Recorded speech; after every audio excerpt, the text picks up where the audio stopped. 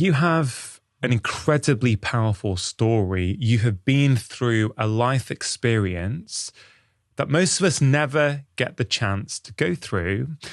And that experience has taught you some really key lessons.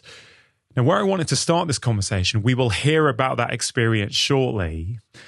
But one of the lessons that you have learned is that it's really important to live our life fearlessly. Yes. What does that mean? So to me, living fearlessly really means being fearlessly yourself, being yourself fearlessly.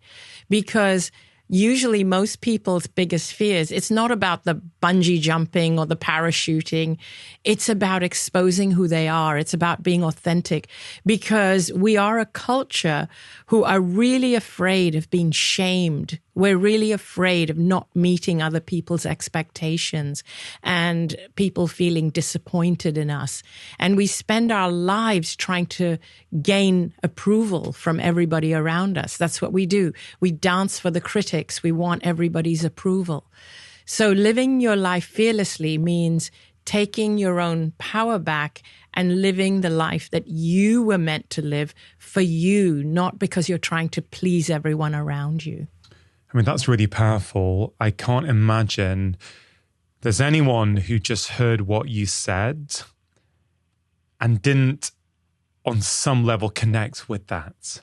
I think that's how universal that message is, right? We do want to fit in. We do want other people to like us. But yes, if we overly worry about that, it can come at a huge cost, can't it? Huge cost. And I paid the price for it. I really did.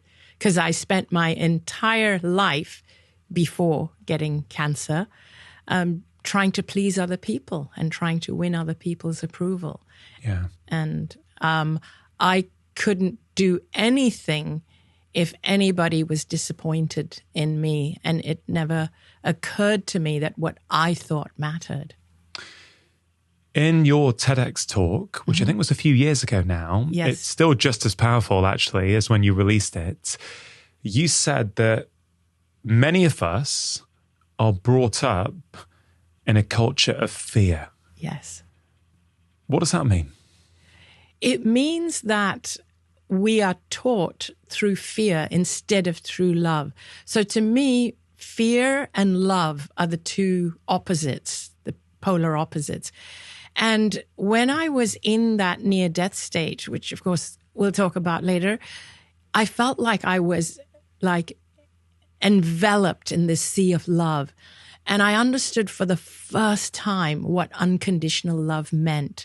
And I understood for the first time that I am loved. And I never knew that. I'd never felt it in my entire life. And it's ironic. I didn't feel it in my life and I felt it in death.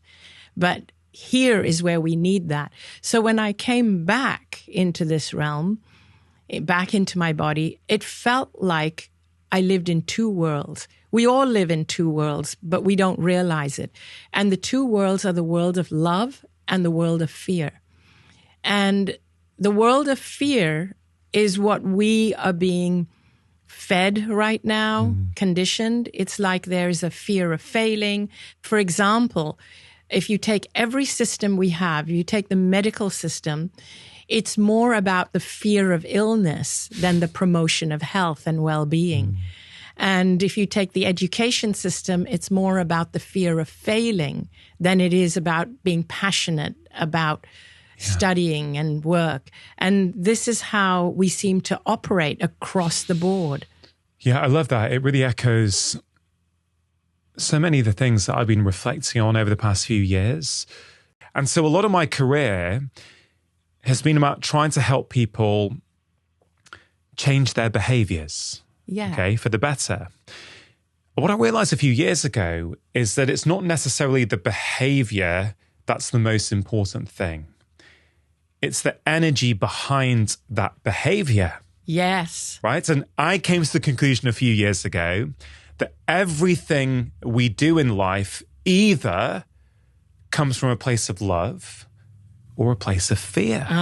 So it's really interesting to hear you share your realization from your powerful life experience when you nearly died, But I've also realized, we're having this conversation. New Year is around the corner. And I think one of the reasons that most New Year's resolutions fail is because we don't feel good enough in who we are. Yep. So we try and shame ourselves. We try and, guilt or not feeling good enough is the underlying energy behind our New Year's resolutions. But if it was love that I am enough, I'm already enough. And so what can I do to actually enhance my life or live in harmony with that love? I think you're going to get two very different outcomes. Absolutely. In fact, can I share something with you? Please. So before I was even diagnosed with cancer, I used to live a very healthy life. I still do, but there's a difference. So I watched two people close to me, the same age as me, get cancer. And I decided I was not going to be one of the statistics of people that get cancer. You always hear now like 1 in 3 people are going to get cancer. So I decided I'm not going to be one of those people. So I started eating really healthy, only organic. I was green juicing every morning. I was having fresh wheatgrass shots, and I was taking all the anti-cancer, antioxidant supplements. I was really, really diligent with eating all the right things. And guess what? I got diagnosed with cancer.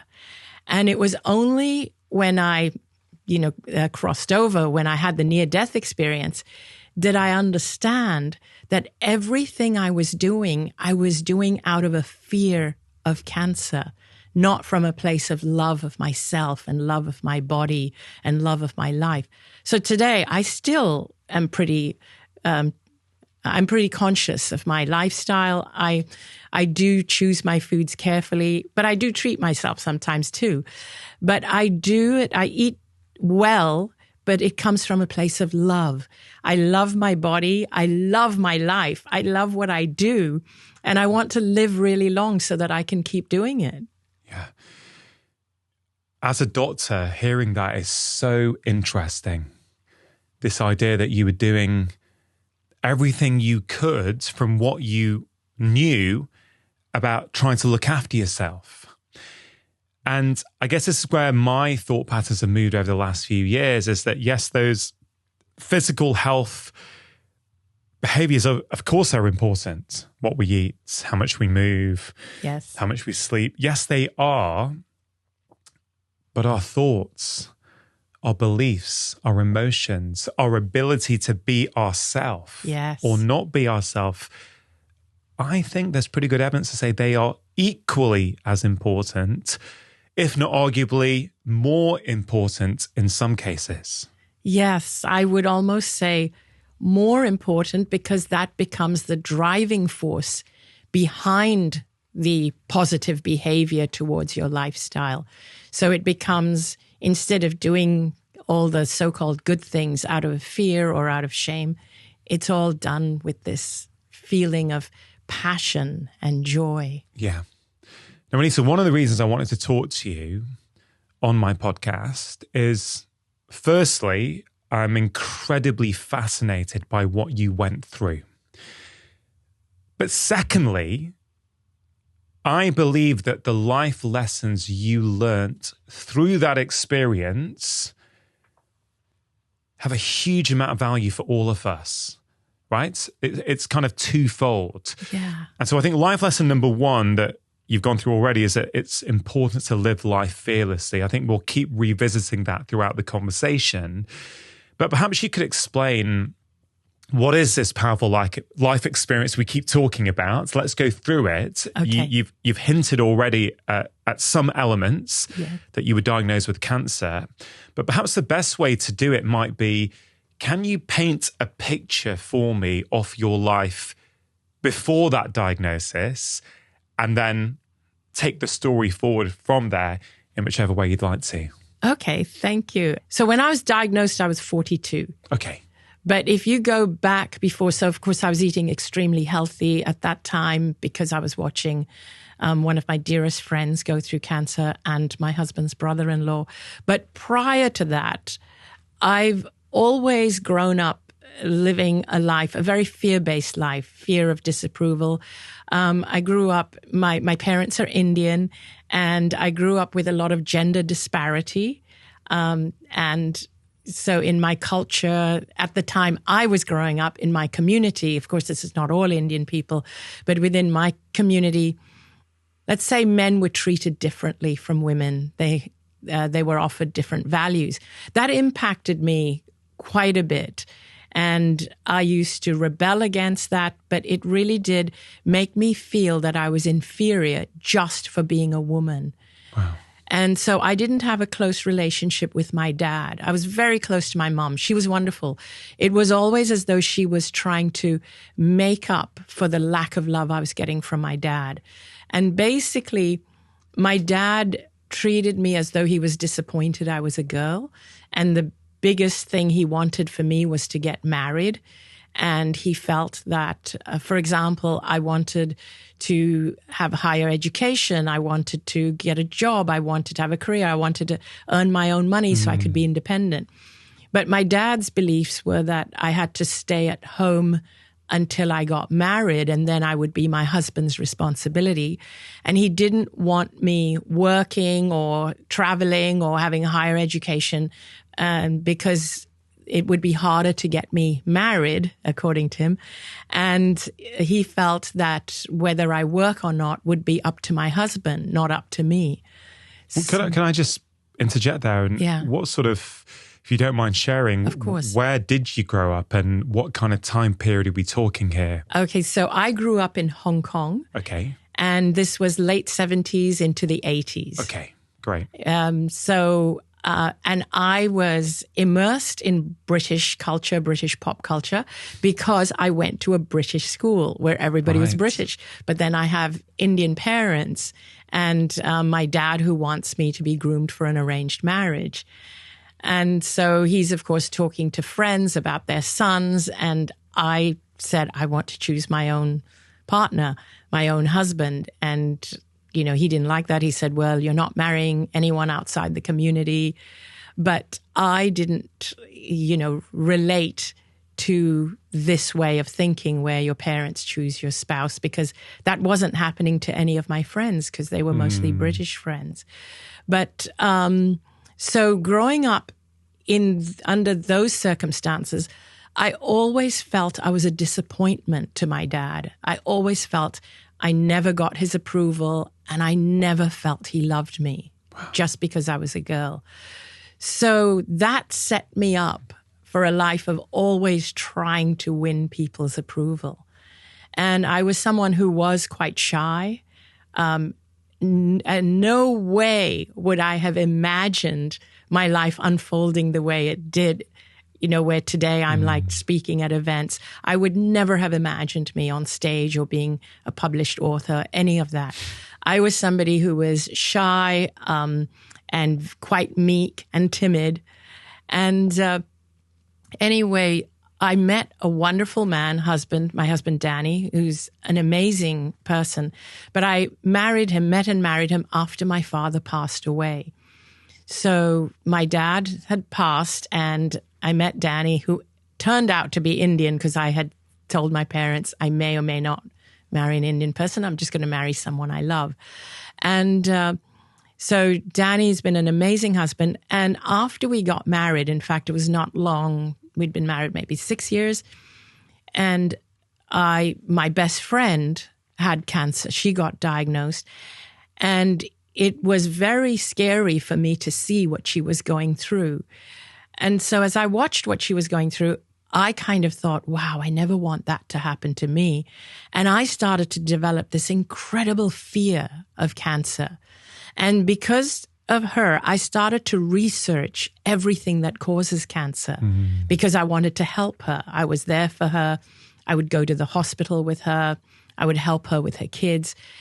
And as I was researching and as I was seeing not just what the cancer was doing to her, but, it looked to me like the treatments weren't helping her.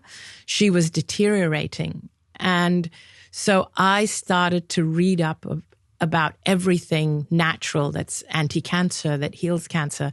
And even though I wasn't sick, I started to follow all these natural diets, anti-cancer diets. And I was particularly hard on myself. It was as though I was trying to heal cancer in my own body. That's how strict I was. That's how scared I was about getting cancer. Because you could see your friend Yes. with cancer. And she was deteriorating. And it was very scary and emotional for me to watch what she was going through and watch her family. And no matter what she did in terms of mainstream Western modern medicine, her family were taking her to have like the best treatments that money can buy in the best hospitals. And yet all I saw was that she was deteriorating. Mm-hmm. And that scared me. I thought, wow, there is no cure for this. There's no cure. So I never want to get this. So I better work even harder and do more things so I never get it. Yes, exactly. So I was driven by this fear of cancer.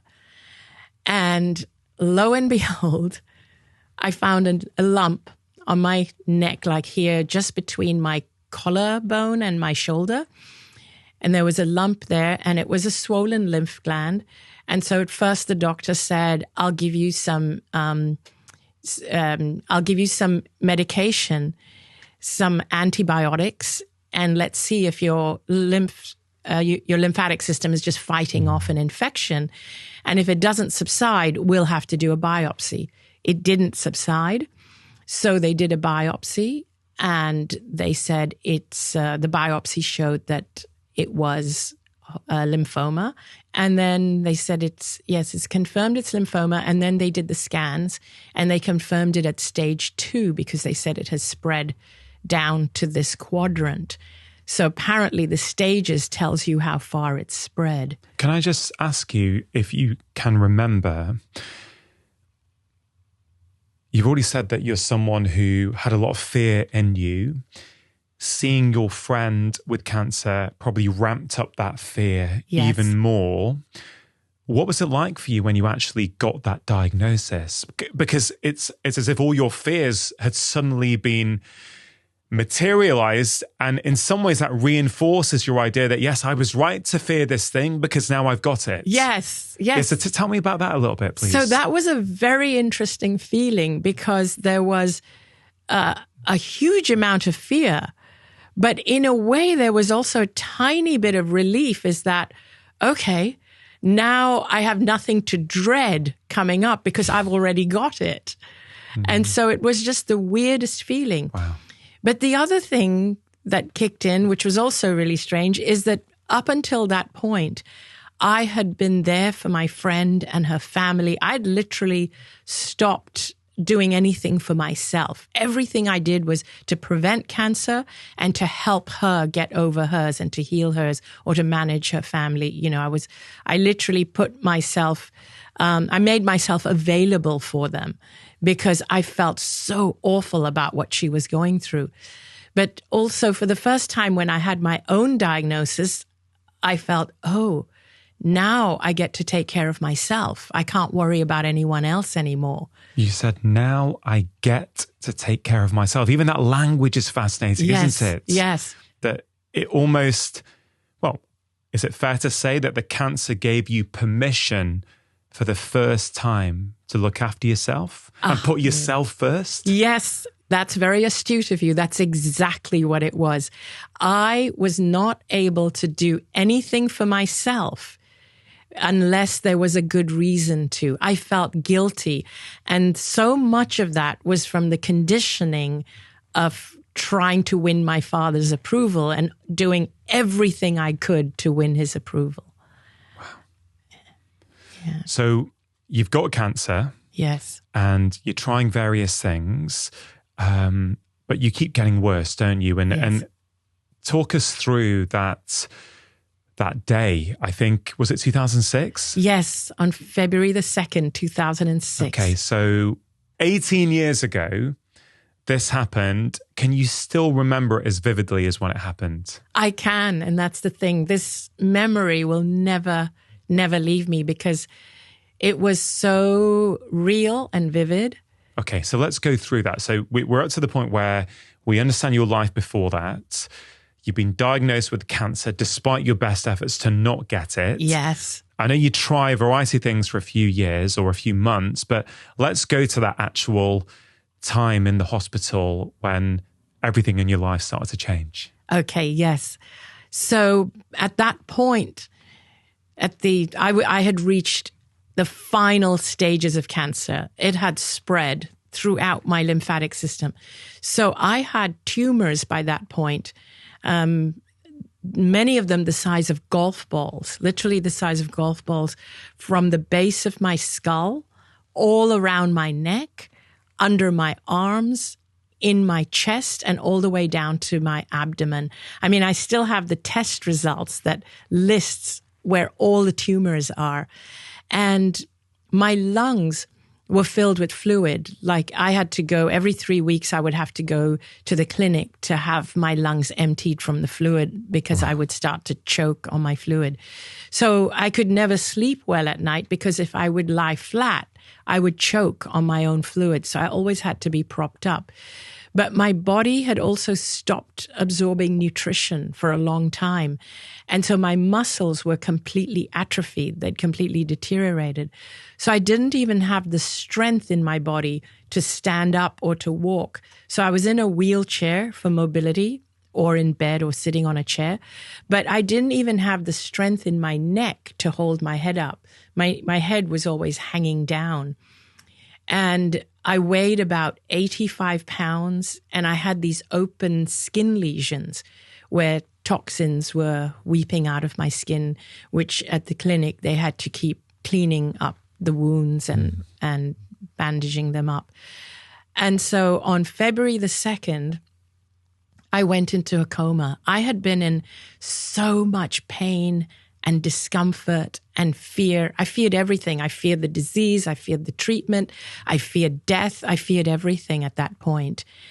And finally, and I was fighting to stay alive. Finally, it felt like I just couldn't fight anymore. I just didn't have it in me. And I went into a coma. And my family were there in the hospital and they were all around me. And the doctors told my family that these are my final hours and that I won't even make it through the night. And they told my family that my kidneys had also already shut down.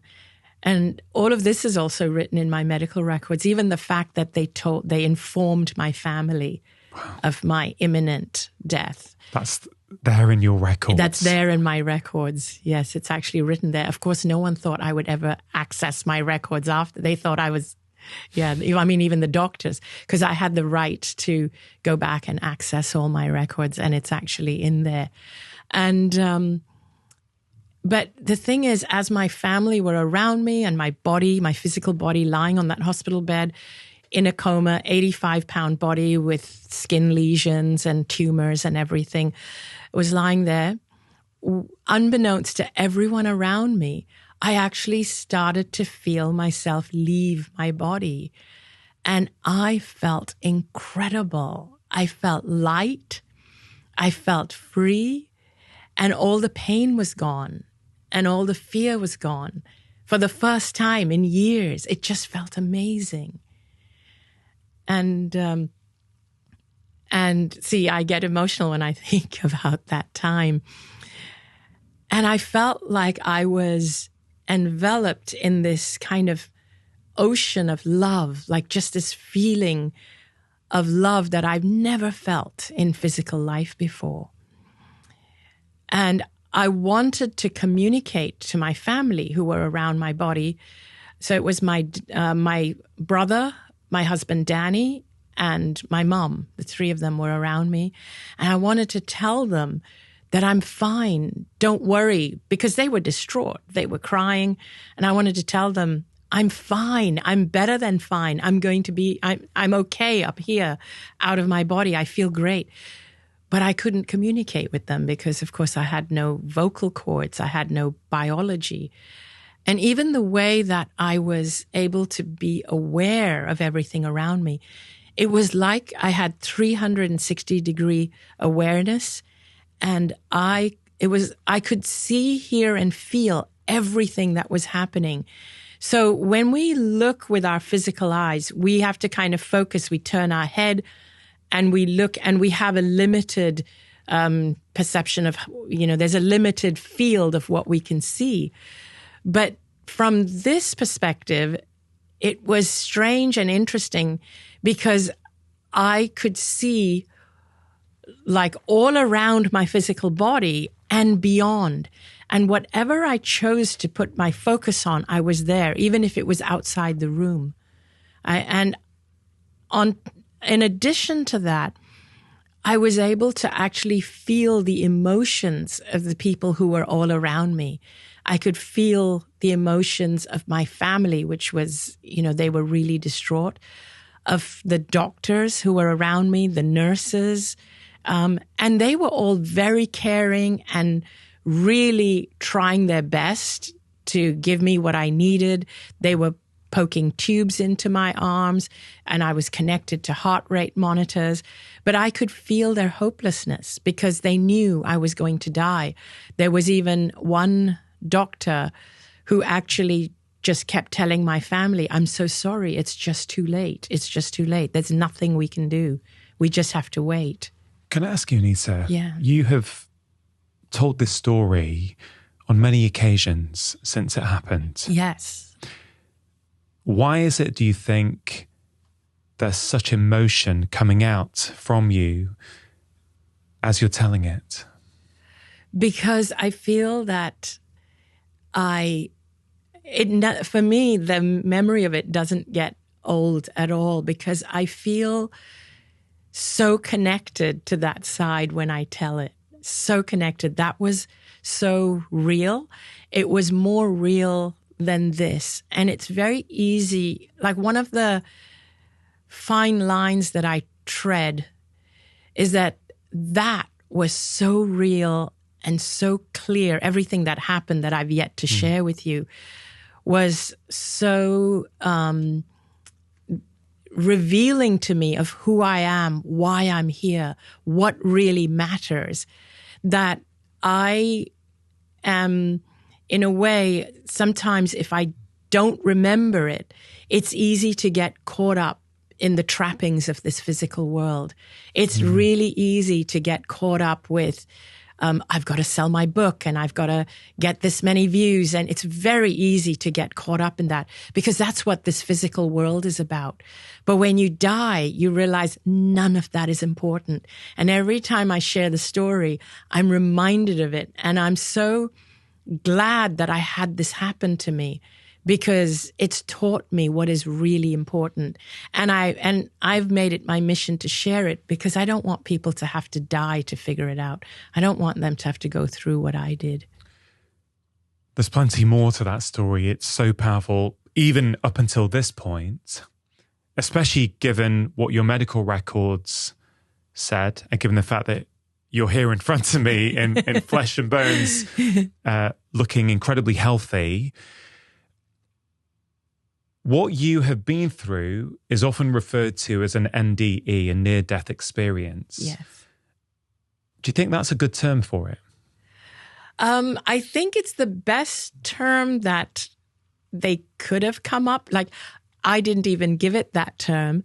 It was suggested to me that I think what you've had is an NDE, is a near-death experience. And I feel that our language is so limiting. And if I could come up with a term that felt more fitting, I would love to. Yeah, that's interesting. Yeah. Because it's fascinating, this whole field of near-death experiences. There's so many books on it. Yes. There's so many documented cases. In fact, are you familiar with Dr. Bruce Grayson? Oh, yes. I know him personally. Do you? Because he's researched my case. Right. He's researched everything, my medical records, all of it. Wow, because I heard a recent interview with him and he's from the University of Virginia. I think it's over 50 years he's been looking at this. Yes. And I wrote down something he said because I wanted to put it to you. So this is a bona fide, medically trained psychiatrist. I think he's a tenured professor at the University of Virginia. Yeah. Right. So he's got all the kind of the minerals and the credentials that people might want.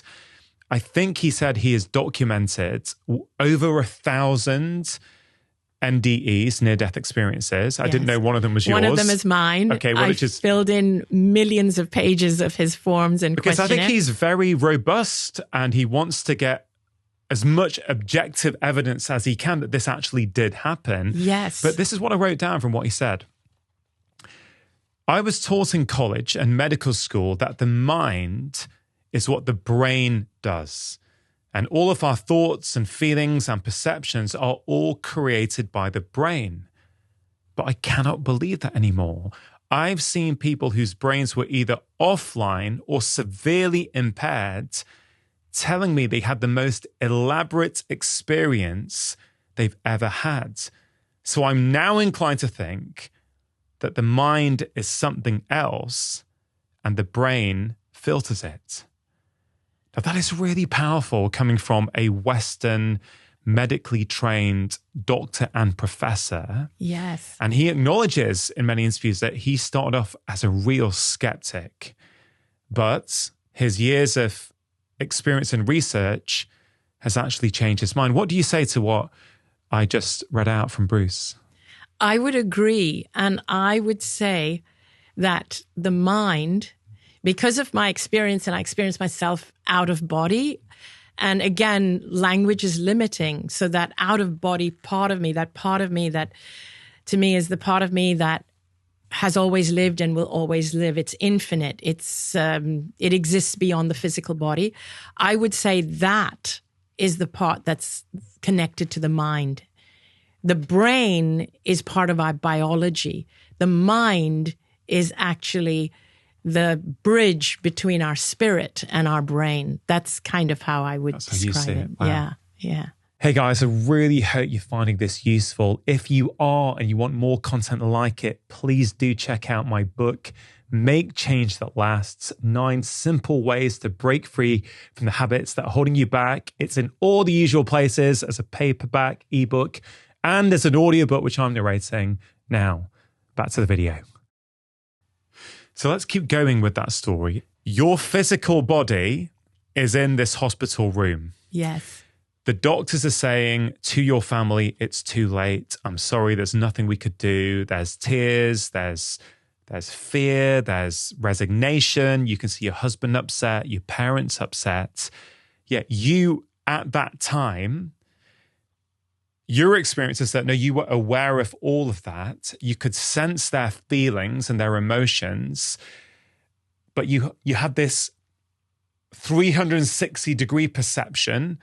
Again, I recognize that words are limiting, but you had this sort of awareness that you'd never had before. Then what happens? So then I started to feel myself continuing to expand. And then I started to perceive that, so I was expanding so that my peripheral senses were picking up things that were beyond this room, beyond this hospital, much beyond, as though, and this again really lacks words, as though another dimension was opening up, for want of a better way of putting it, because other beings started to come into my awareness. And these beings were entities, spiritual beings, and I recognized some of them. I recognized my best friend who had died from cancer. She was there, and my dad was there. My dad, who had died 10 years prior, who I had a terrible relationship with growing up. And he was there to greet me. And all I felt from him was pure, unconditional love. And so even though we don't have physical bodies, it's almost as though they communicate with you telepathically, but it's like not in sentences, not in language. It's almost like their energy imprints itself onto you, so you know who they are and you know what they want you to know. You know immediately. I was like, it was like, oh wow, my dad, he loves me unconditionally. I had never felt that level of love from my dad. And he wanted me to know that he really loved me. He'd always loved me, but he had never known how to show it because of how his culture had brought him up. And it was just incredible to find that out. It feels almost like a stupid question, given what you've just said. But I guess what I'm wondering is, your dad had died 10 years previously. Yeah. I'm sure that was very upsetting for you. But of course, you had this very fractured relationship as well. Did your NDE, your near-death experience, where you felt as if you'd experienced your father in a different way, now that you're back in the physical world, has it changed your relationship with your dad? Oh, 100%, 100%. Because my dad was the one that said to me, and we're jumping ahead, but my dad was the one that said to me on that side, and when I say said, I mean, imprinted on me, that it wasn't my time. He's the one that said, now that you know who you truly are, you have to go back and live your life fearlessly. So my dad was the one who instilled fear in me during life, but he was the one that broke that cycle in death. Okay. I mean, it's really powerful to hear you explain that experience in your words. The fact that he said to you, it's not your time, and given that you are here now, many years on, right, after being told you had a terminal diagnosis and that you were dying basically, or you were, almost dead. Yes. How do you explain the fact that you came back? Was that a choice you think you made, or did it just happen? It was actually a choice, because so even before my dad said that, I was given the choice as to whether I wanted to come back. So I reached a point where I was told, it's like a state of clarity, and there's no one entity telling you anything. It's like you're starting to gain this understanding, because you're now no longer trapped by your physical body and the limitations of only your experiences from this life. When you're out of the body, you become aware of the grander picture of why your soul chose this life and these circumstances. Why did I get sick? Why did I not follow what I came here to do? So there's like a whole grander picture that opens up, and there's this clarity. And I actually understood how it came to be that all the thoughts and decisions and choices I had made in my life had led me to that point of dying in that hospital bed. And I don't want to suggest that anybody who's sick or dying, that it's their fault because they made the wrong choices. That's not the case at all. It's never anybody's fault. But I do want people to know that there's a lot of things that we do that contribute, so you can change those things. Mm-hmm. So I understood how it was that I had contributed to me being in that state. And I also understood that I was much more powerful than I had ever been led to believe. I'm not inferior because I'm a woman. And so as I understood who I truly am, that's when I started to understand, I had never loved myself. I'd never felt worthy. I never knew that I actually mattered, and my soul is here to experience itself to its fullest, because I had always made myself small. I was always the doormat. So as I was learning all this and absorbing all this, because I was getting to know my soul, I reached this point where I was getting the message that if you keep going further from here, you won't be able to turn back. Like, this is the end. And so you have to turn back now. But I didn't want to turn back, because no part of me wanted to leave this amazing space, this amazing feeling I had, and go back into a sick and dying body. And it was at that point that my dad actually said that it's not your time. And my dad said that you have gifts waiting for you, and you have a purpose, and you haven't fulfilled it yet. Yeah, remarkable to hear that. Do you remember that moment when you returned to your physical body and how that felt? Yes. Oh, yes, I remember that so clearly. So when my dad said, go back and live your life fearlessly, basically I even wanted to know, how do I find my purpose? How do I fulfill it? And the message I got was, you don't need to look for it. Just be yourself. Be yourself, love yourself, and live fearlessly. That's all. Your purpose will unfold for you. You don't have to chase it, pursue it. And so that's when I made the decision to come back. The minute I made the decision to come back, and the seconds I made the decision to come back, it felt like I was starting to come into my body and my physical eyes started to open. I'd been in the coma for a little over a day, like 30 hours. And so my eyes started to open and I saw my family around me. And I started to say to them that, I started to talk and I said, I'm going to be fine. You don't have to worry about me. It's not my time. Dad is here. And I kept saying, Dad is here.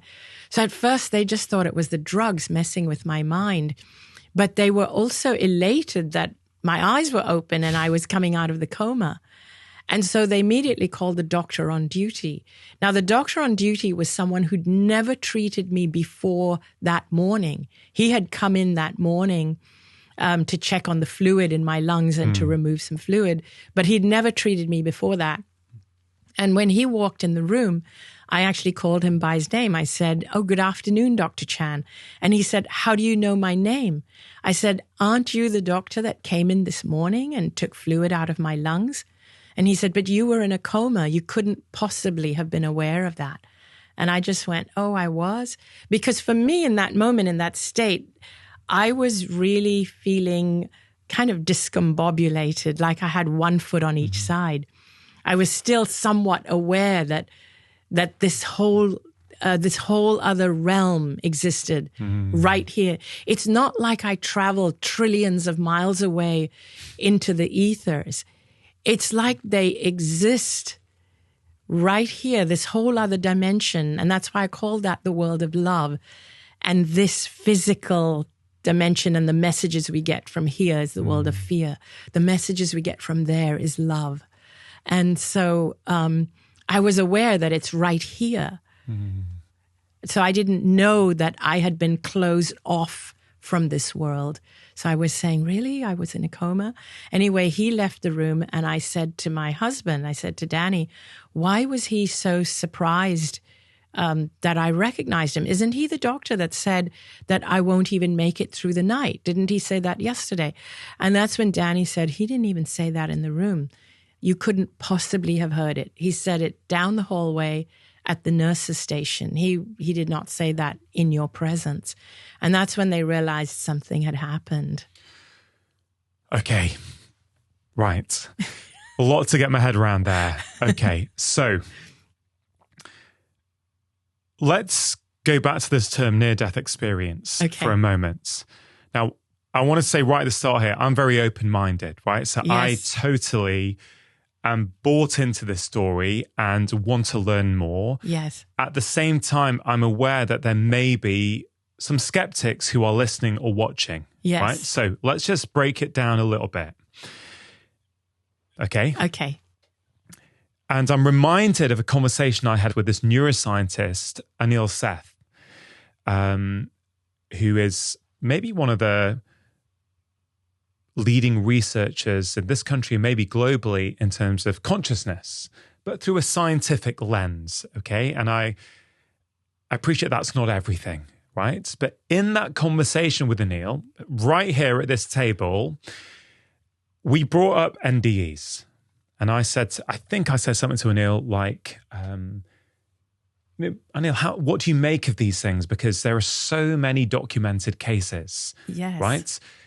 And he goes, yeah, it's fascinating. He said one explanation for some of them, and I don't want to misspeak for him because he's not here, but my recollection is that one of the things he said was that, look, there could be a couple of explanations for some of them, right? So one might be in an operating theatre where the anesthetic isn't fully at its max capacity. So maybe, someone's partially anesthetized and they have some sort of awareness. And when they come back, to full awakeness, maybe that's part of the explanation. That's one of the things he said. Also, he said that another biological explanation is that when the body is starting to shut down near death, the visual cortex starts to shut down and the peripheries go first. So often people will describe, I'm not sure you said this, but many people do describe this kind of narrow white light that they see. And he said we could potentially have a biological explanation for that in terms of it's just the periphery of our vision and our visual cortex starting to shut down. First of all, I'd love to know your view of that. Okay. But I guess one thing that wouldn't fit with that is even if you had been anesthetized, right? Even if your visual cortex was shutting down as your kidneys were shutting down and your parts of your brain were shutting down, that doesn't explain how you could have heard something down the corridor in a nurse's station, does it? Yeah, no, it doesn't. So, I'm excited to talk to you. I want to know more about the story. I'm just trying to also be aware that some skeptics may be listening. And so I think it's important that we cover these points. I agree. I have no problem with that at all. I agree. And I like that you're doing that because I know what happened to me. And so that's why I'm totally open to people asking whatever they like. So a couple of things there. So first of all, I was aware that I was no longer in the physical body. So for me, it did feel like I was expanding beyond that room.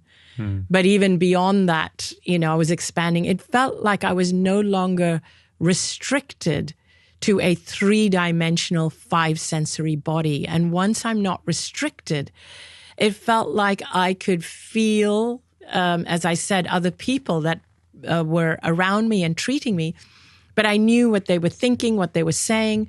So even, including, of course, this conversation, I was not only able to hear it. You see, we say hearing because we're hearing with our ears. It's almost like an awareness. Oh, the doctor is saying that to my husband. And I even remember my mom speaking to another doctor who was there, who was my regular doctor. My mom was speaking to him and she was literally begging him and saying, please, is there anything you can do? Is there nothing you can do? And I could feel that he was feeling so awkward. He was just unable to tell my mom that there was nothing that he could do. But I could also sense that he was feeling terrible that he hadn't been able to heal me or help me all these years. So I'm not sure what to put it down to, but I really was not in my body, but I was everywhere. And all of these things that I describe does fit in with descriptions of near-death experiences. Now, what I didn't experience was the white light. Okay. And a lot of people who study near-death experiences, like Bruce Grayson, and by the way, I do accept the term NDE for my experience because it does have a lot of elements of a near-death experience.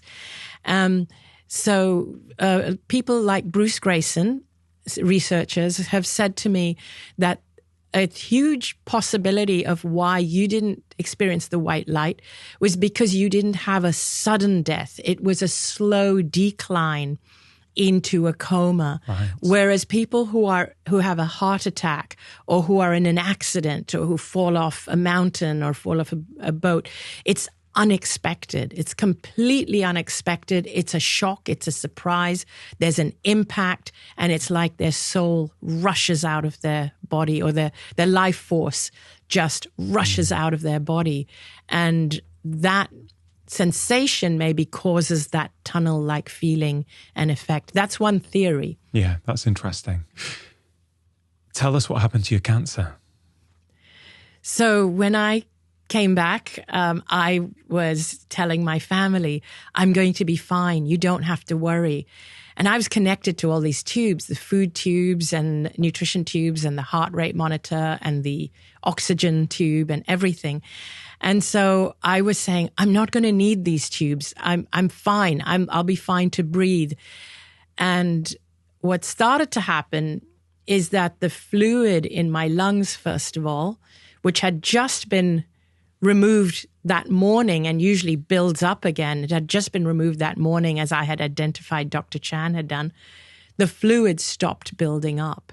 And then the tumors, the golf ball sized tumors started to soften, that within 2, 3, 4 days, the doctors could feel it with their hands, without scans, without anything, that they were softening and shrinking and literally like they were melting. And then I started eating food, and then I didn't need the oxygen tube anymore. And I was telling them, I'm happy to eat food. And so they pulled out the food tube, and they didn't know what to write in my medical records because... I'm not surprised. They didn't know what to write. Yes. And in 3 weeks, they did the lymph node biopsy, and they could find no trace of cancer in my lymphatic system. And they said, we've still got more tests to do. So I let them do all the tests they wanted because I was euphoric. And so I let them do whatever they wanted. They were giving me meds. They were doing tests. And I said, you can do what you like because I know I'm going to be fine. I know because I have experienced who I really am. And I know how powerful I am. And I'm more powerful than anything you guys do. I actually felt that way. I felt that my soul, when my soul knows, when I know why I'm here, who I'm supposed to be, nothing can get in the way. And so they were so shocked. My doctor, my oncologist, actually made the gesture of tossing my medical file into the trash. He was like, I have no idea what to write in here. This is meaningless. And he just made the gesture as though he was tossing it in the trash. But I had these open skin lesions that I was told would need surgery to heal because my body didn't even have enough nutrition to heal it. But the open skin lesions started to heal themselves.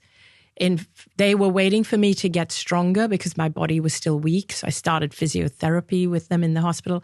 They were waiting for me to get stronger so that I could do the bone marrow biopsy, which is more grueling and painful. And they did the bone marrow biopsy, no trace of cancer. And then they did the final scans and MRI. And they were shocked. They said, this doesn't happen. This just doesn't happen. How long after your coma, how long after that day were you told you no longer had cancer? So it was 5 weeks after that day that they told me they couldn't find any trace of cancer in my body. And so this is after doing all the biopsies and all the tests.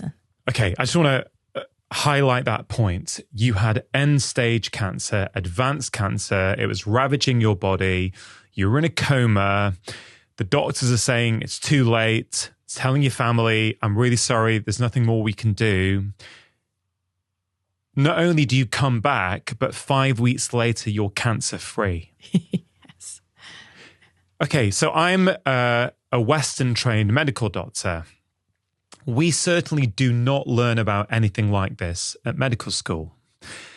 But as I've gone through my career, like many of the doctors I know, who I would say a lot of the best doctors I know, the more patients they see, the more they realize how much they don't know. But I genuinely mean that. I've seen that. And I think a story like that, I'd love to know your experience of the medical profession around that story. But I think people tend to take one of two approaches. I think the more usual approach in medicine is almost to pretend it didn't happen. Yes. And go, I don't get it. Let's just not talk about it. I don't understand that. We have these phrases in medicine, idiopathic, right? Basically, we don't know what causes it, right? Or, spontaneous remission, Yes. right? I'm not criticizing anyone here. I No. get it. It's so far removed from our training. Like, many doctors just won't know what do I do with that? How does that help me with my patients? Like Anita's experience, when I've got a patient next week who comes in with a lump and we do a biopsy and we find out it's a lymphoma, what can I use from Anita's experience to help that patient, right? So I understand that. At the same time, there are other doctors who go, wow, I wonder what's going on there. Yes. We don't know about that. What else do we not know? Right? So I kind of feel those are the sort of two approaches. And there's so many cases, maybe not identical to yours, but there's many cases of cancer. These are documented cases where we as a profession didn't think people were going to get better. Yes. But they did. I don't know if you've read Cured by Jeff Rediger. Oh, I don't know that one. I think he was a Harvard-trained psychiatrist. But again, a senior, well-respected clinician who has documented in his book all kinds of conditions getting better that we can't explain. Right? So my approach is to go, wow. And to be clear to anyone who's listening, this has been documented. There's evidence of everything you're talking about. Yes, right? it has. And of course, you mentioned Dr. Bruce Grayson at the University of Virginia. He's gone and documented all this as well. Yes. So we know that you had cancer, it was advanced, and we know that you don't have it. Yes. And it only took 5 weeks to heal. Like, even that for me, it's like, wow, it only took 5 weeks to heal. Any comments on what I've just said? No, you were very accurate. You articulated it very well. But perhaps, okay, let me elaborate on a couple of things. I loved what you said earlier about how doctors, they don't know what to do about it, so they almost pretend like it never happened. And I have experienced that with doctors, with my own doctor who didn't know how to explain it. And when I told him what I experienced, that I had the NDE, he completely believed me. And he said, I have had other patients who have had experiences where they felt they went somewhere else. So he said that, and in my presence, that's how he believed me. And we had a little conversation. He said, I knew there was something more because there's no way you could have healed in that time. And so he knew what I was saying was true.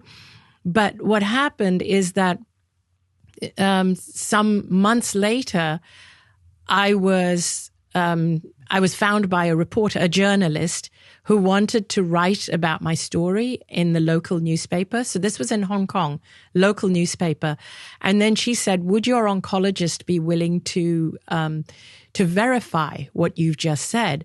And I said, yes, absolutely. He believed me when I told him, and he was the one who was there in the hospital who treated me. When she talked to him, though, he had a slightly different story because he is a senior oncologist at a very prestigious hospital. And he said she's lucky to be alive, but what she had was a spontaneous remission. And he said that, so the journalist said, but what about what she saw on the other side? He said, oh, that must have been the drugs playing with her mind. It's really interesting you sharing that. I'm going to be really honest here, okay? Yeah. Because this idea that we need to live an authentic life without any fear is something I've really been paying attention to over the last few years. Where does fear exist in my life? Why does that fear exist? How can I change that? So, and I think here's a good time to share that. Okay. I went to one of Europe's most prestigious medical schools in Edinburgh. I have an honours degree in immunology. Yeah. I have all kinds of letters after my name, right? Given by the institutions. It would be much easier for me and would sit comfortably with me in my training to not have you on my show. That occurred to me too. But I think in life, when we stop following our heart for the purpose of pleasing other people, yes, I think it's a dangerous road to walk. And I also have walked that road for much of my life, and I don't want to walk it anymore. Wow. Right? I don't want to walk it anymore. And so for me, I felt on some level I would be betraying myself if I didn't have you on my show. Because I'm fascinated by what you have to say, right? Ultimately, what am I doing? I'm hearing your story. Yeah. I don't even need to believe your story. Yeah. Right? First of all, I'm not saying I don't believe it. I'm saying I don't even need to. To make sure you're taking action after watching this video, I've created a free breathing guide that's going to help you reduce stress, calm your mind, and boost your energy. In this guide, I share with you 6 really simple breathing practices that work immediately. Even just 1 minute a day will start to make a big difference. To receive your free guide, all you have to do is click on the link in the description box below. I think one of the problems we've had in the medical profession is that when people have powerful stories, we don't talk about them. So people then have to share that story in the darkness. Yes. Right? And then people start labeling that as that's not real. And I was thinking, well, hold on a minute. I'm very lucky to have this huge platform around the world to talk about health and to talk about how do we improve our lives. Yes. And so for me, I sat with myself and thought, no, you know what? I want to talk to Anita. I'm going to follow my heart because I want to learn. I want to go, well, what are we missing in medicine? What is it perhaps that we could learn from these experiences? And the truth is, once you start digging into this field of NDEs, there's a lot of research out there. There is. And I think for me, Anita, one thing I've realized is that our training is scientific, and it should be. Mm-hmm. But I think so many of us misunderstand science. Science is our attempt to explain reality. Yes. Right? Science isn't necessarily reality. It's our best attempt to explain it. Right? So we know so many things that we thought were true 100 years ago, we now know to not be true. Yes. So I think we need a bit of humility to go, with all these spontaneous remissions going on all around the world, what is it in medicine that we don't know? What is it that in 100 years we'll look back on now and go, man, those guys didn't know much, did they? You know, they still thought cancer was this or that, whereas we now know it's something else. So I think basically what I'm trying to say is, well, I think I'm saying 2 things there. 1, I agree with you, we need to follow our hearts. And 2, I think we need to all practice a little bit more humility. Wow. Everything you said there was so powerful for me. It really was. Because I have related in everything you say. Like, first of all, let me be vulnerable, just like you said that you were afraid to have this conversation with me. So when I speak to doctors and scientists, and if we do so like we are doing now, or if I'm speaking to skeptics on a podcast or on an interview, what happens is that the audience of a person who has that kind of mind, obviously that person is going to attract people like them. They're going to attract other skeptics and people who want more evidence. So when I share a story like that on such a podcast, it's also scary for me. It also takes a leap of faith. And thoughts like that did cross my mind. And so there were times when I thought, oh, maybe this interview was not meant to work out to protect me. And then it's like, oh, no, the interview is happening. Maybe it is time to take that leap of faith, that it's time to cross that divide. Because a huge portion of my audience, and I mean a huge portion of my audience, are more on the spiritual side. Mind you, there are more and more doctors coming on board. I have oncologists who come to my events and say, I've recommended your book to all my patients. And that's very heartening. I can believe that, because here's the reality in medicine as I see it. If you've seen enough patients and you've kept enough of an open mind, yes, you will know that there are things going on all the time that you cannot explain. Yes. I've seen people get better, and I cannot, or back then I could not clearly explain the steps physiologically, biochemically, like they did this and this happened. I can't.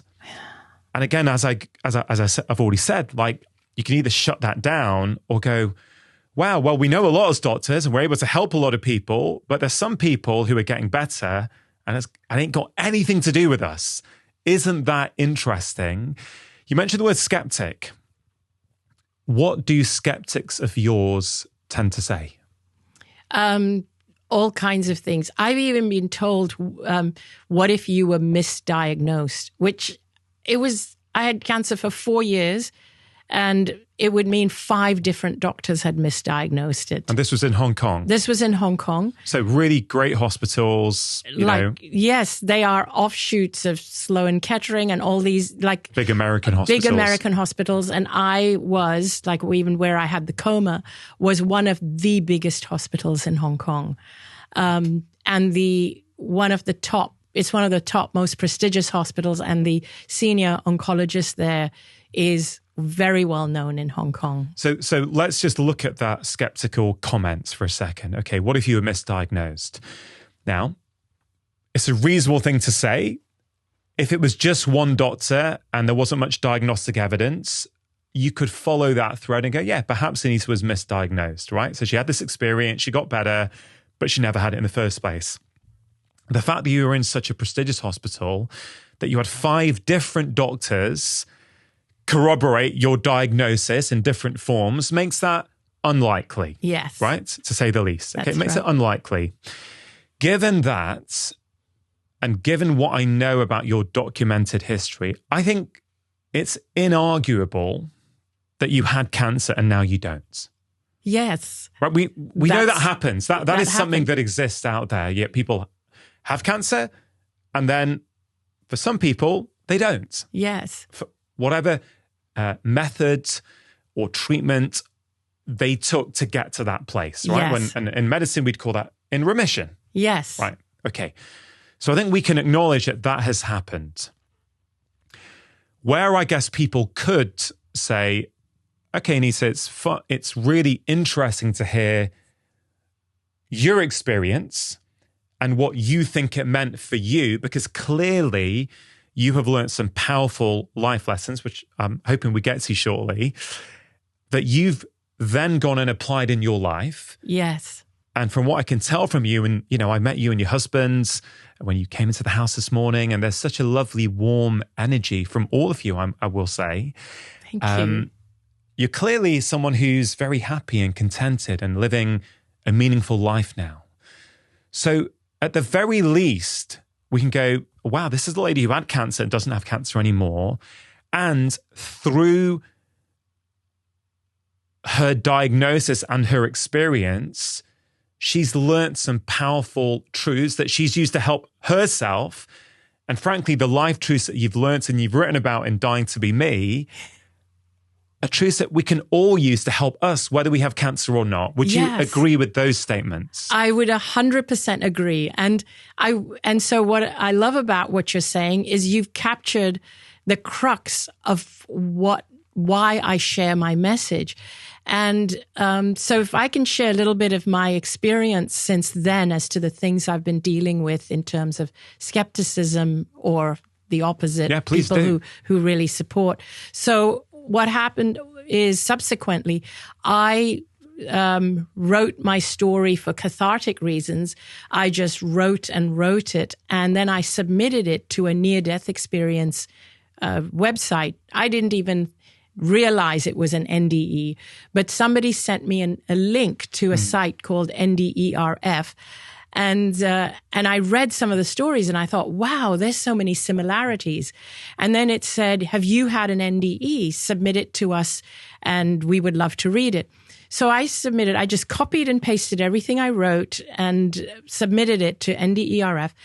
And I got a response very quickly from a Dr. Jeffrey Long. I don't know if you've heard of him. No. NDE researcher, but also a oncologist. So when he saw my account where I wrote about the cancer, he was extremely interested. He reached out right away, asked me more questions, asked if I was willing to share some of my doctor reports, and I was happy to. And he said, wow, this is really powerful. I'm going to publish it on the homepage of my website, but I'm not going to put your full name. I said, perfect. He just put Anita M's NDE.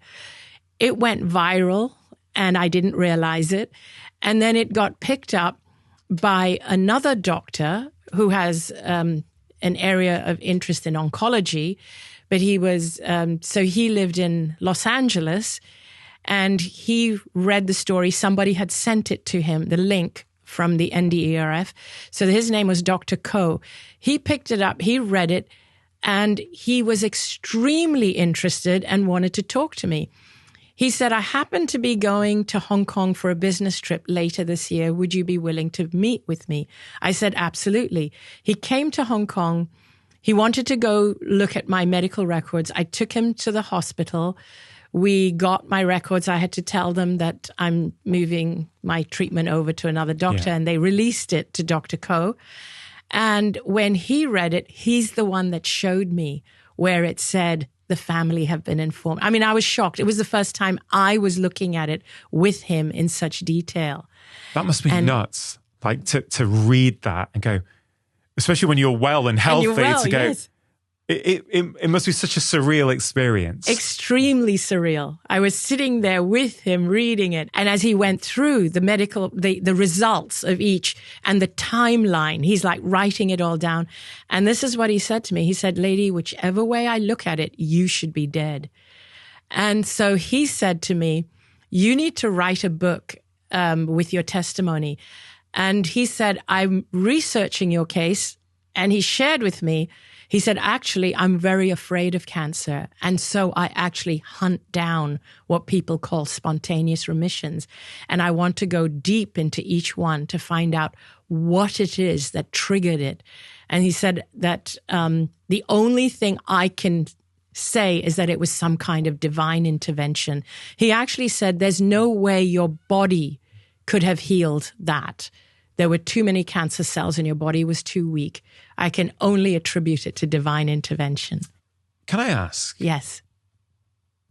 You've spoken about this with many doctors. And as you say that even at your events, and you gave a big event in Manchester last night,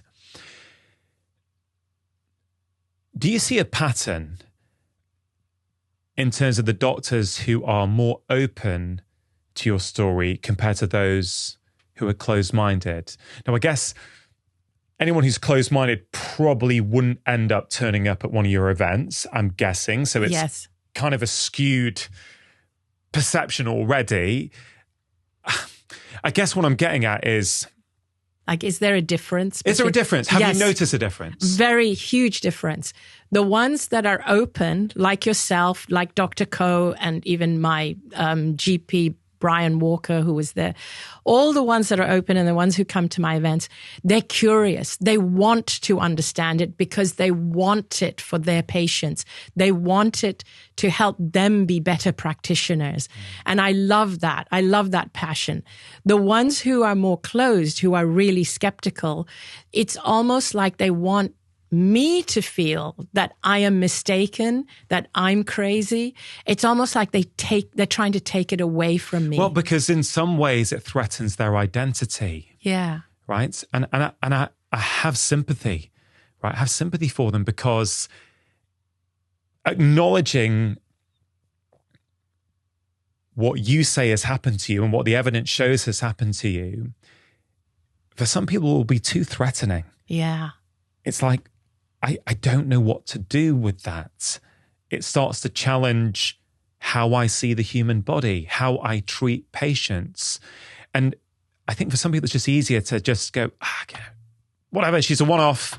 This Yes. stuff doesn't happen. Let me just crack on with my job. Yeah. I guess I was wondering, was there any cultural difference? Because you said before in your description, I think you were comparing people who suddenly get sick, like a heart attack, and they often see that narrow tunnel, and then you compared it with yours, which was much more gradual. So maybe that's a reason why you didn't see that tunnel. You said something about the soul leaving the body. Yes. And then I thought, wow, is your interpretation of that in some way informed by your culture? Because you grew up in an Indian family. I grew up in an Indian family. And in many Indian families, there is a belief, certainly in Hindu families, Yes. that the soul is eternal. Yes. Right. So do you think in any way your upbringing has shaped your interpretation of what happens? I believe that my upbringing has made it easier for me to accept what happened and allow it to unfold in the way that it did, to allow the healing. So I think, for example, that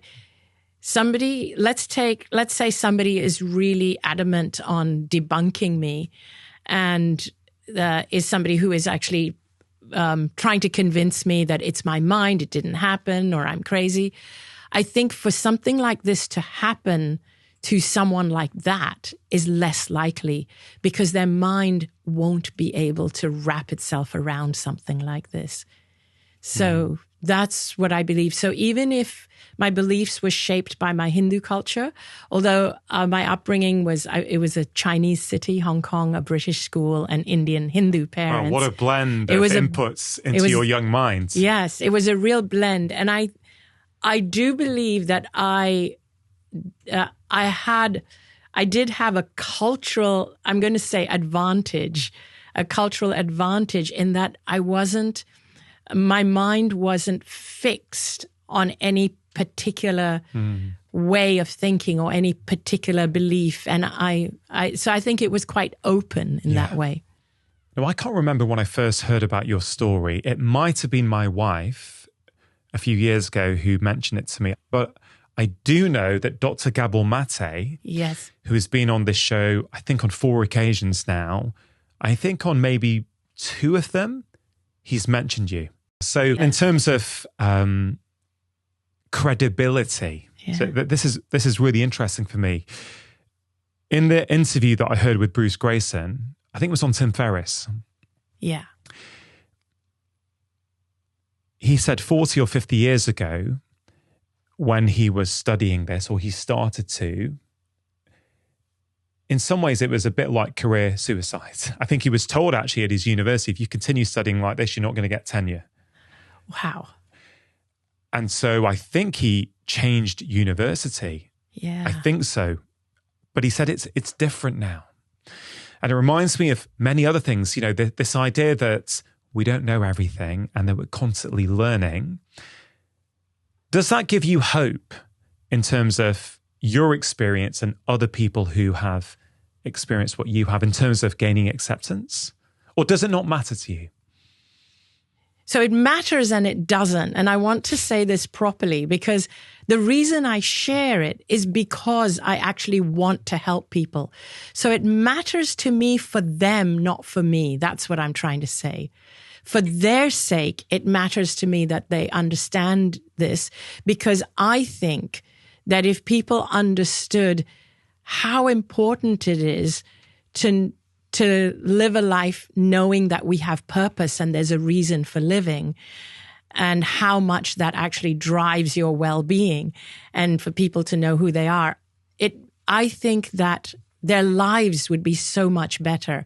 And I think it's a message for everyone, not just people who have cancer. But I think that if people want to debunk me or dismiss me or, completely dismiss me, I guess what I'm saying is that it's their loss, not mine. But it matters in the sense that I guess my reason for doing it is to help people. And so I have noticed that there are some minds that aren't ready to be changed. And so I don't try to convince people, because the more you try to convince someone, the more they're going to argue and push back. And what happens is that if they're arguing, I find myself getting more caught up in this spiral of trying to prove it. But I don't need to prove it to anybody. Yeah. Well, that's quite telling about someone's personality in and of itself, isn't it? Because let's say you don't believe you. Let's say you're someone who right now is listening to this and goes, yeah, Anita, like we have to say about living life fearlessly, I'm not sure about your interpretation. Yeah. If you then feel a need to go and search for evidence and debunk you and email this other doctor and email you, I think it says a lot about your own personality and perhaps the fragility of one's identity. Yes. Because you could just take the approach, wow, interesting. Anita's had a powerful life experience. She's clearly learned some cool things that she's applied and she's rocking it now. Amazing. I don't buy it. I'm going to crack on with my life. Yeah. It could be that simple. Yes, it could. Right? And I think that's quite a healthy approach. You know, everyone's got their right to an opinion. No one's got the right to invalidate your experience. Yeah. They can't do. You experience what you experienced, right? That is real to you. Yes. Right? If someone doesn't believe you or goes, I'm not sure, I think there's an explanation, but hey, good for her, I think that's okay. And they can still learn these lessons. I mean, in your TED talk, you spoke about the importance of living life fearlessly, the importance of self-love, the importance of humor, love, and joy, that life is a gift, not a chore, that the most important thing is to be yourself. I think we could all benefit from those 5 life lessons. Exactly. Irrespective of cancer, right? Yes. And what you just said was fascinating for me, and it's something I have also evolved. There's been a public-facing part of my career now for maybe 11 years. And I think when I started, I was full of passion and I wanted to convince people. I wanted to change them. No, right? We can help so many problems with our lifestyle. This is what you got to do, right? And I think last year or the year before, I watched my TED Talk. I hadn't seen it in years. I was like, who's that guy? Like, I was like really full of passion and sort of trying to get my point across. And, you know, that was who I was at that time. And I'm very proud of who I was back then. But I feel these days, I'm not here to convince anyone. Yeah. Do you know what I mean? It's because it's that lesson, be yourself, right? Yes. One of those lessons. This is about me being myself and following my heart and my curiosity. And that's what I realize is how I serve the most people, is by actually serving myself first. 100%. You've got it. That's exactly, you've just articulated my attitude exactly about sharing my story. So I do it. I love sharing it because it's a constant, it keeps me living my life in that joyful way. And I share it because it actually helps people, for those who are interested. But what's also been interesting is that now that I've been sharing it for a while, I've had people come to me say, you know, in the beginning, I was really skeptical. I really doubted you. But now over the years, I'm actually seeing that there is something to what you're saying. And I know you're telling the truth. Yeah. To make sure you're taking action after watching this video, I've created a free guide to help you build healthy habits. We can all make short-term change, but can those changes become a fundamental part of our life? Often they don't. And that's why in this free guide, I share with you the 6 crucial steps you need to take. They're really, really effective. If you want to get hold of that free guide right now, all you have to do is click the link in the description box below. I mean, the truth is, and Gabor's mentioned this on this show, other researchers have, you know, in The Myth of Normal, he goes through in quite a lot of detail the associations in the scientific literature between our emotional health, repressed emotions, not being who we are, excessive people pleasing, right? He's got all kinds of references in there. I've gone through a lot of it for my new book. about the relationship between those traits and things like autoimmune disease, things like cancer. And again, as you said before, it's not about blame at all. It's about empowerment. It is about empowerment. So with that in mind then, almost 2 decades on, right? What do you think caused your cancer? I think that I believed I was worthless. I had no self-esteem. I didn't love myself. I used to serve everybody before me. I put everybody before me. I did not give myself or do anything for myself. I believed it was selfish to take care of myself. And I didn't feel my life had much meaning or purpose. And my soul, again, the soul was, I would say, repressed, because I did not realize that I had anything important to say or to share or to show the world. And I've never allowed myself to be who I am, shine my light, speak out. Like today, I'm not afraid to speak out about many different things. I even sometimes touch a little bit on gender disparity and how women's energies, women need to voice their energies more because our world is imbalanced. And I'll talk about all kinds of things that I'm passionate about or that are close to my heart. The old me would never have done that. I would have been so careful what I talk about. I would have been so careful not to offend people. And I honestly believed that being subservient was a positive trait, because that's what I was socialized to believe. I was socialized to put everybody ahead of me, to see everybody as elevated and to be of service to everybody. I was socialized like to even see God in everybody's eyes, which is great. It's a great trait. But it was only when I crossed over, when I died, for the first time I saw God in my own eyes. In your TEDx talk, when you were making the point about life is a gift, not a chore, I think you said that your cancer was a gift. Yes, it was. You said the cancer was not killing you. You were killing yourself before you got the cancer. The cancer saved your life. Yes, 100%. Can you expand? Yes.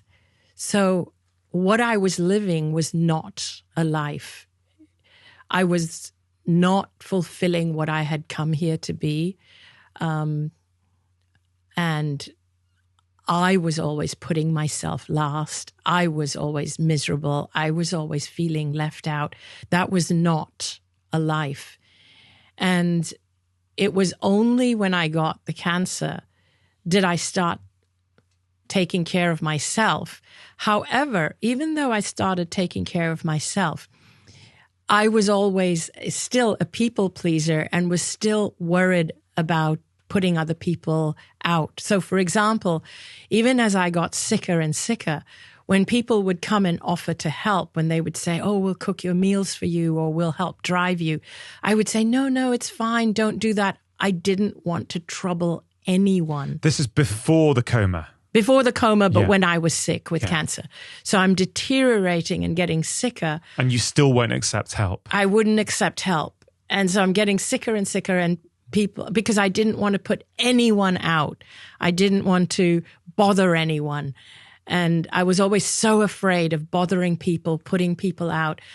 And so I'm getting sicker and sicker, and people are saying, we can help you. We can drive you to your doctor's appointment. Is there anything we can do? And I would say, no, don't take time out of your day to do that. I would still be there when people called if they needed a shoulder to cry on. And here's me getting sicker and dying. And it wasn't cancer that healed me from being a people pleaser. It was death. And that's why I tell people, don't wait. Don't wait until you die. If there's only one message you could leave people with after your experience, what would it be? It would be to be yourself, to get to know yourself. It's so important to get to know who you are. And the other piece of that is it's really important for you to have a life that you look forward to living. If you're living a life where you hate your job or you're in situation or relationships that you're not happy in, and it's prolonged on, and you're not looking forward to every day, that's not living. That's not a good life at all. And continuing to live like that for a prolonged period of time depletes your energy, and that's what I believe eventually leads to your body breaking down. But if you have a reason for living, if you have a reason to wake up every morning, you're going to be much healthier. And if you're not well, you're much more likely to heal than someone who lives a life that has no purpose or meaning for them. How do you help someone who feels that they are an excessive people pleaser? Because on one level, we're social animals. Yes. Right? So, well, on many levels we are. So we want to be doing things for other people. We want to be of value to the people around us. It's really about balance, isn't it? But how do you help people navigate that? Because we don't want to get to a point, and I kind of feel many of us have struggled with people pleasing. Yes. Many people still do. I know I certainly did. Excessive people pleasing, I should say, to be a bit more accurate. But then it's good, isn't it, to do things for others? How do you help people sort of get the right balance there? So I'm going to give you a tool I use in my workshops, and this is something that I use for myself. I developed it for myself to help me live life ever since I had the near-death experience. And it'll take a few minutes to explain. So I believe, especially since the near-death experience, that basically we are kind of made up of life force energy. Let's say we give energy a currency, okay? Just energy, the amount of energy you have to expend every day.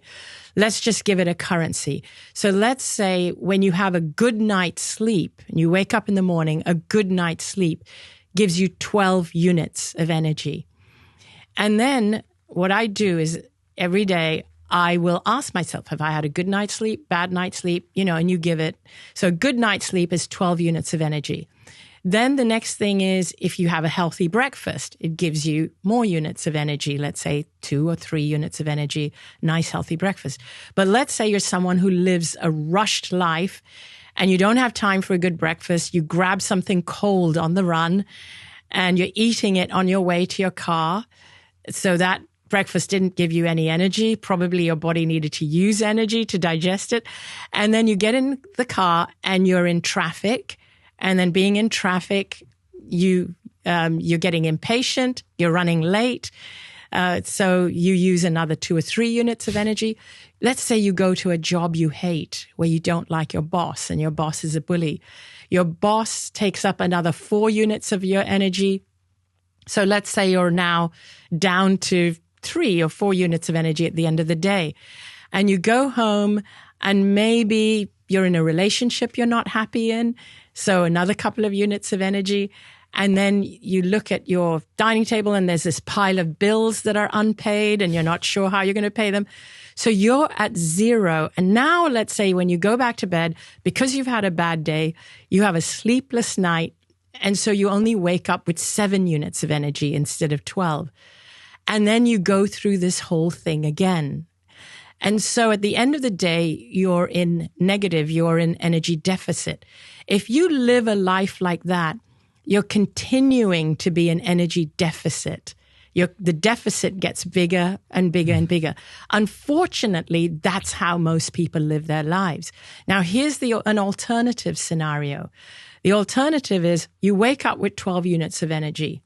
You're in a relationship you're really happy in. So you love seeing your partner. So you get another 2 units of energy spending life with them. You then eat a good, healthy breakfast. You get another 2. So you're up at 16 units. You love your work. Whatever it is, you just love what you do. And so that shoots you up to 20, 22 units of energy by the end of the day. You're back with your partner. And because you love to do your work, you make enough money to pay the bills. And you go to bed with energy equity. The next morning, you wake up with another 12 units of energy. And so what I've realized is that it's super important to have energy equity. Now, with that equity, you can then help more people just by being around them, because even your energy, your demeanor, your joy uplifts them. But when you're in energy deficit, you think you're helping people, but you're bringing an energy depleted person wherever you go. You're actually draining on people. And then you end up doing things out of obligation, which is even more energy depleting. And then you eventually even start to have physical symptoms yourself. So that's how I look at life. Yeah. And I've realized that energy equity is my number one value over and above finances or anything, because only with energy equity can I have good relationships and can I have the energy to actually handle difficult situations. There are going to be times that's going to require larger chunks of my energy, but I can only give it what they deserve. Like a spouse can get sick or parents can be aging. But if you're in energy deficit, they feel like a burden. But when you're in energy equity, you can really help more people. I love that explanation. I haven't heard it put like that before. It's a beautiful concept. One thing I've always found fascinating is when people come to certain realizations that are the same, but through different journeys. Yes. Right. So I feel we've had similar realizations in life, but I've not had cancer. I've not had a near-death experience, but I've had my own life journey. I've had my own obstacles to overcome. So I kind of love that, because I think it gives us confidence that, well, maybe these are universal truths. Yes, exactly. That's exactly what I feel. And I am noticing more and more that people are stumbling across these similar truths. Yeah. Yeah. I just want to run through those life lessons, and I wonder if you could give me, or give my audience, 2 or 3 lines on each one. Okay. I think we've covered them throughout this conversation, but just to really land them with people, we started off with live life fearlessly. Yes. You've already said quite a bit on that, but do you want to just kind of summarize why that's so important? So living life fearlessly, when I say it, I really mean being yourself fearlessly. And so it is really important because by being fearless, it means you're following your heart. You're doing what your soul wants. You're not following the crowd. You're not worried about failing. You're not worried about shame and all these things that keep our souls small.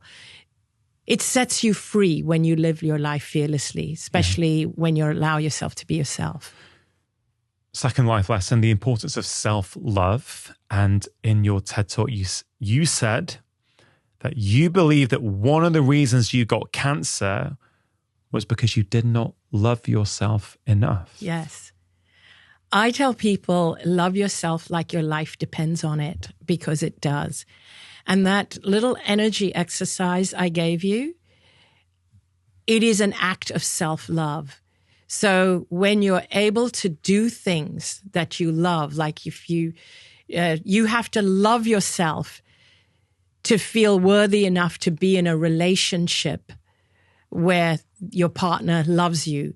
You have to love yourself enough to know that you can go and seek out work that's meaningful, that gives you energy. In other words, having that energy equity, either loving ourselves feeds our energy equity, or doing things that gives us energy equity causes us to love ourselves. It's actually both. It works both ways. Wow. Lesson number 3, the importance of humor, love, and joy. Oh, I love that one. Humor, love, and joy.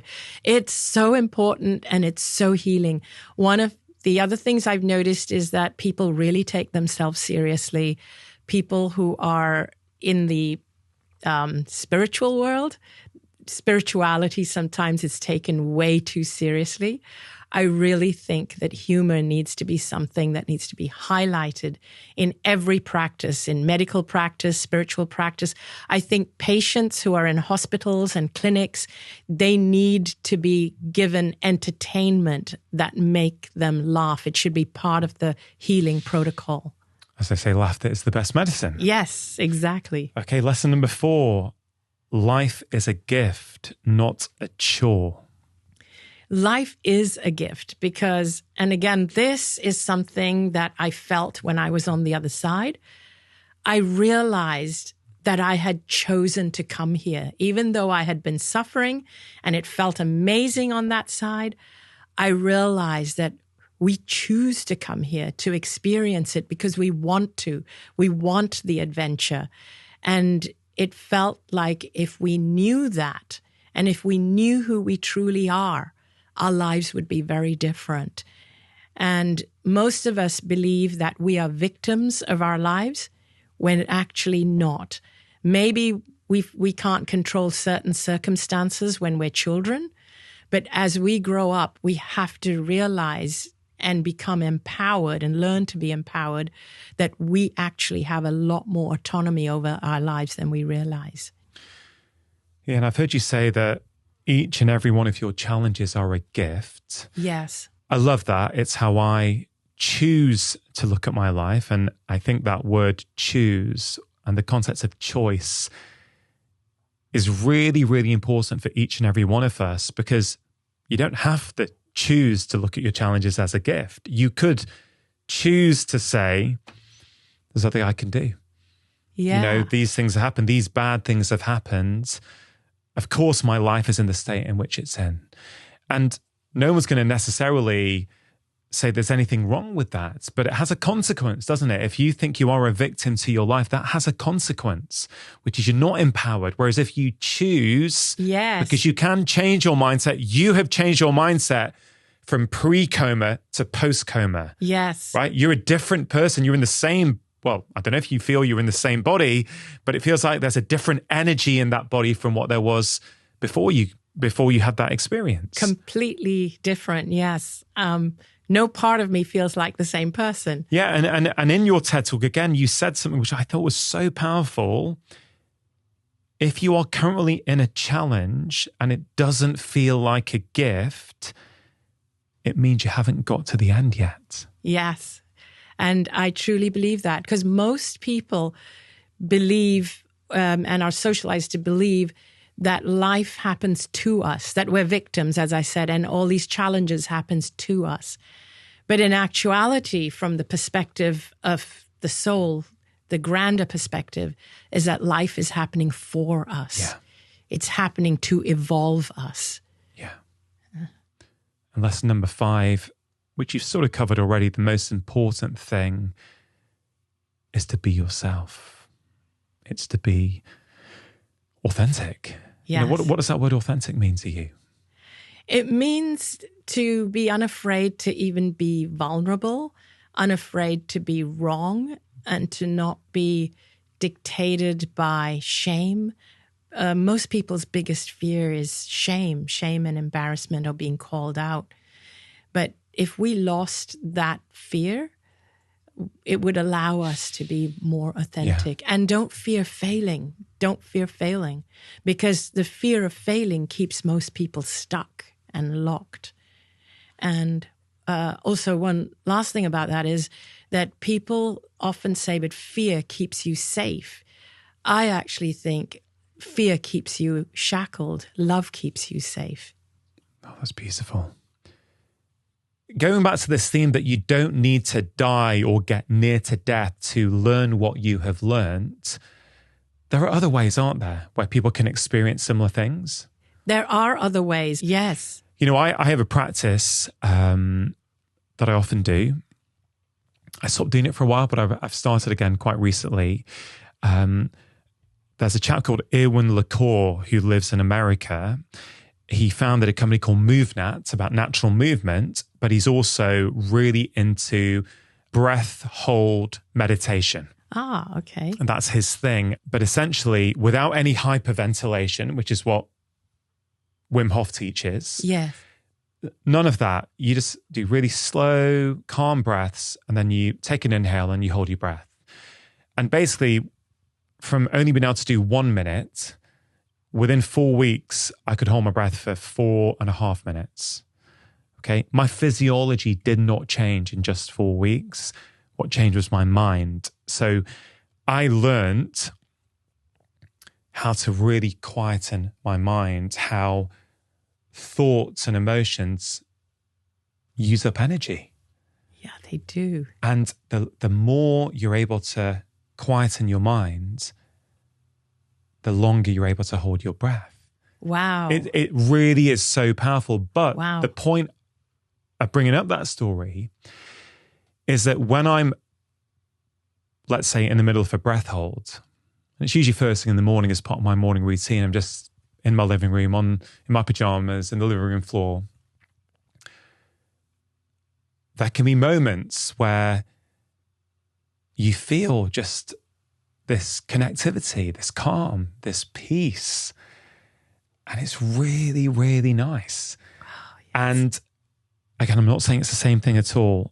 Just to be really clear, I'm just saying that is a way that I can often experience and remind myself that, this heightened awareness of what actually, what actually it means to be alive. I love that. I love that you do that and that you encourage it or talk about it, teach it. And these are exactly the things we need to do. The breath work, the calm, the meditation, all of it. These are the ways we can do it without getting to the point of dying. Yeah. Well, you can quieten things down so you can really start to hear. Yes. Right. And you can start to feel who you are and feel that you have a place in this universe, in this reality. Anita, I think I could talk to you for hours about this. Me too. You've been brilliant. Like, really, I've loved your questions so much. Oh, I really appreciate that. Yeah, really. I think there's so much more in your book for people, Dying to Be Me. There's another book, though, as well, isn't there? Sensitive is the New Strong. I've got a few books, but the ones I highly recommend people is Dying to Be Me as the first book that tells my story. And Sensitive is the New Strong. And it really is it's for people who are sensitive, who are empaths, and it's about seeing that as a strength, not a weakness. When you feel everybody's emotions, very often people feel, oh, I'm too sensitive, I can't survive, I'll never make it. No, in fact, it's what we need in the world. Yeah. People who are more feeling and sensitive and empathic. Oh, I love that. And of course, you're making more videos now on your YouTube channel to help share this information, help people live better lives, which I think is amazing. Yes.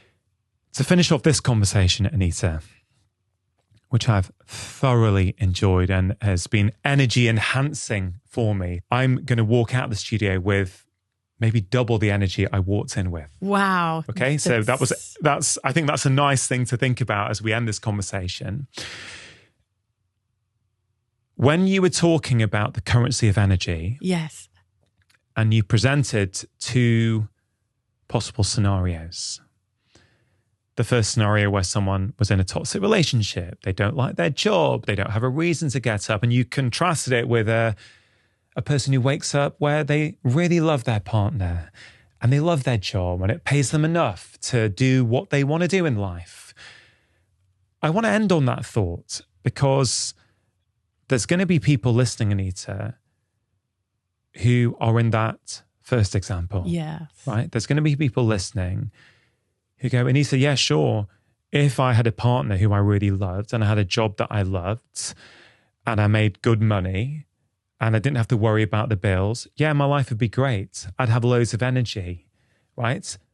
And they might be pushing back and go, you've got that now, great, but I don't have that. That's why my energy is low. What advice would you give to them? So I would say that that thinking, that mindset, and I know that is what some people will say. So I'm so glad you brought that up. But that mindset, it comes with the assumption that we have to have that stuff first in order to build energy equity. It's the other way around. Remember where I was? I was dying on a hospital bed. I was gone. After coming out of the coma, I had to build up energy equity, and my life unfolded and the way it is today. So even when I came out of the coma, I didn't have the energy equity right away. I didn't have a job. My husband had lost his job because he had been taking care of me. We had to move from our beautiful apartment and move down to a much smaller home in a really not that great neighborhood because we couldn't afford it anymore. But I knew one thing. The one important thing was that my energy is more important than anything. So what I would say to people is, even if you're in the job you don't like, you're not in a great relationship, or you're not in a relationship at all, find the things that you can do in your life that actually build up your energy. Look around with that mindset. If you have that mindset that my energy is the most important commodity, and right now I'm spending more energy than I physically have. So what can I do to feed my energy? And it could be anything from starting to switch up what you eat. Eat foods that make you feel better about yourself. It can be doing things that help you to love yourself more. Literally anything that can give you a couple of extra energy points a day. Do something at lunchtime. As you build up that energy and the deficit gets less and less, you'll actually notice your life starting to change, even baby steps. But just build. It's exactly like money. Start saving a little bit at a time. Yeah, I love it. Anita, I've so enjoyed our conversation. You've had just the most incredible life experience. Thank you for sharing your message with the world. And thank you for coming onto the podcast. Wow. Thank you for having me here and hosting me today. And thank you so much for this conversation and helping me share the message. I love it. Me too. Yeah. I absolutely love that conversation. If you did too, I think you are really going to enjoy this powerful conversation about the life lessons people often learn too late. Start loving your life. Start loving yourself. The very essence of love is healing.